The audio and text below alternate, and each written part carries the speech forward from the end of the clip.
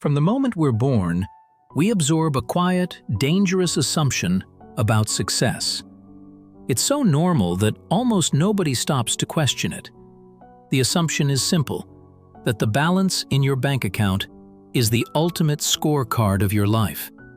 That if the number is big enough, you've made it. You're safe. You've won. But when you step back and look at history, both economic and human history, that belief starts to crack. Again and again, we see people who had more money than entire nations, yet ended up powerless, disgraced, or just erased from memory. And right alongside them, we find others who never had spectacular fortunes, yet built something far more resilient. Value. Real value. The kind that doesn't disappear when markets panic or currencies fail. Once you understand the difference between wealth and value, it becomes crystal clear why so many people are chasing the wrong prize, and why that chase so often ends in collapse. To strip away this illusion, we need to start in one of the richest environments the world has ever known: France under King Louis XIV. By the early 18th century, the Sun King had turned Versailles into a symbol of unmatched luxury. Endless mirrors, gold-covered walls, manicured gardens stretching to the horizon. The whole palace was designed to project wealth. Nobles bankrupted themselves trying to outdo each other, importing silk from Asia, sugar from overseas colonies, and the best wines from across France. To any outsider, France looked unbelievably prosperous. But underneath all that glitter, the system was fragile. The state was running on war spoils, colonial exploitation, and ever-growing debt. The tax burden was crushing the peasants, while the nobility and clergy paid almost nothing. So, while Versailles sparkled, the financial foundation of the kingdom was quietly rotting away. In the early 1700s, a Scottish financier named John Law was brought in to fix the mess. As France's Comptroller General of Finances, he introduced paper money and promoted the Mississippi Company as the path to renewed prosperity. At first, it seemed like a miracle. Paper fortunes multiplied overnight. Aristocrats and merchants watched their wealth explode faster than they could have ever imagined. But the growth was an illusion. The company's profits were wildly exaggerated, and its lands in America were massively oversold. When confidence finally collapsed in 1720, the paper wealth vanished almost instantly. Those who had chased quick, easy gains were completely wiped out. But those who held land, means of production, and practical skills, they endured.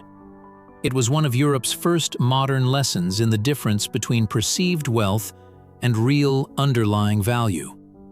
And this pattern repeats itself throughout history. In the 1920s, American investors treated the stock market like a guaranteed ticket to the top. New technologies like automobiles, radios, and skyscrapers created this atmosphere of unstoppable progress. Speculators borrowed heavily, turning leverage into massive paper fortunes. But when the crash of 1929 hit, all that so-called wealth just evaporated. What was left? The farms that could still feed people, the factories that produced necessities, the businesses that were rooted in real, actual demand. Once again, history delivered the same exact message. Money is only a claim on value. When the value disappears, the claim becomes worthless. This leads us to a pretty uncomfortable realization. A lot of what we call wealth today is inherently fragile. Stock prices depend on expectations of the future, not on guaranteed output. Real estate values are just as dependent on interest rates and public sentiment as they are on physical buildings. Even currencies, the very backbone of our financial system, only survive because of our trust in the institutions behind them. When that trust breaks, wealth can dissolve with terrifying speed. We've seen it happen time and again. The Weimar Republic in the 1920s, Zimbabwe in the 2000s, Venezuela in the 2010s. In every single case, the people who measured their prosperity in the local currency lost everything. But those who held value in tangible assets or in transferable skills managed to preserve something of substance. So, if wealth is just a number, what exactly is value? Value is the ability to produce, to remain useful, and to endure no matter what the financial conditions are. Value can be a skill that other people depend on. It can be an asset that generates essential goods. It can be a network that provides opportunity or knowledge that solves real-world problems. Value persists when markets collapse. It survives currency failure because it's anchored in human need. And human need is the most durable currency of all. Japan's economic bubble in the 1980s illustrates this distinction perfectly. At its peak, the land under Tokyo's Imperial Palace was supposedly worth more than all the real estate in California combined. Japanese corporations were buying up iconic foreign assets, from Rockefeller Center to Hawaiian resorts. On paper, Japan looked completely unstoppable. Then, the bubble burst in 1991. Trillions of dollars in market value vanished. The stock market collapsed. Property prices stagnated for decades. And yet, Japan itself did not vanish. Why?